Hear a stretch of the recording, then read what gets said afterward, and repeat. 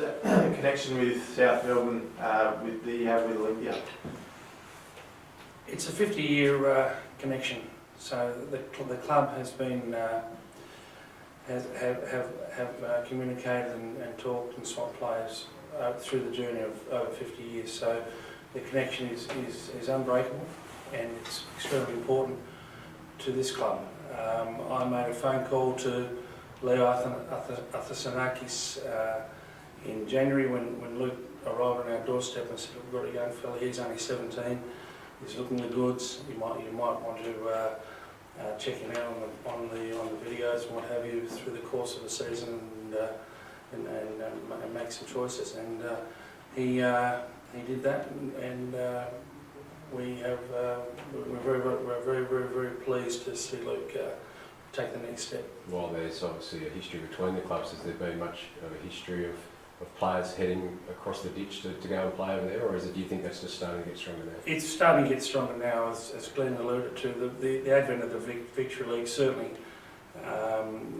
will increase the number of players crossing over the Bass Strait. There's no doubt about it. The profile of this game has gone up in leaps and bounds. What's the ultimate measure of success for a club like Olympia? Is it the amount of titles you can win, or is it the amount of players that you can see get to the top flight? Well, it depends on your perspective. From the members' point of view, I think they like to see silverware on the bench, there's no doubt about that. But internally, we strive to develop players and push them through to whatever the highest level that they can play at. And in Luke's case, that could well be A-League. If a player comes along the highest level for him is Division 3, and that's where he makes it, that's terrific too. But certainly we strive to push players towards the best level that they can achieve. Must be proud at the moment, mate. Things are ticking along nicely after the first round of the competition. Absolutely, absolutely. This feels like the best chance for us to win a premiership in the last 2 decades. So there is no doubt that there's a good buzz around the club.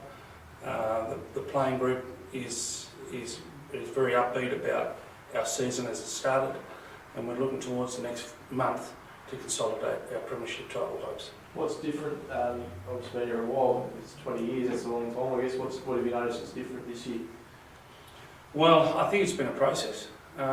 This is Glenn's 3rd year, and I think he's managed to create an environment over the last 2 years which sees us in good stead to win the premiership this year.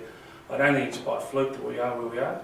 I think it's by hard work from the playing group and the coaching staff. Will it be, if you don't win a premiership this year, is it not a wasted year, but would you be disappointed? I'll be hugely disappointed. Absolutely, absolutely. I believe we're currently front runners and we'll stay front runners. How do you feel about being hunted at the moment? I guess not ahead by 2. It's a good feeling. It's a good feeling to be hunted rather than be the hunter as such. Absolutely. Come on, let's get it done. Yeah.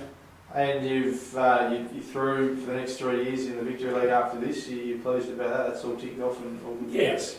I think we're a big club. We may be one of the bigger clubs in Tasmania.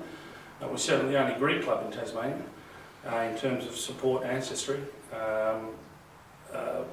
So I would say to you that we're very pleased where we sit right now. How would you feel if Clarence came in from an Olympia point of view? We'll bring it on.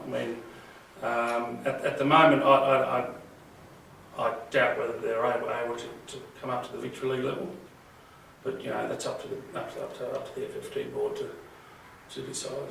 Not for me. Is that due to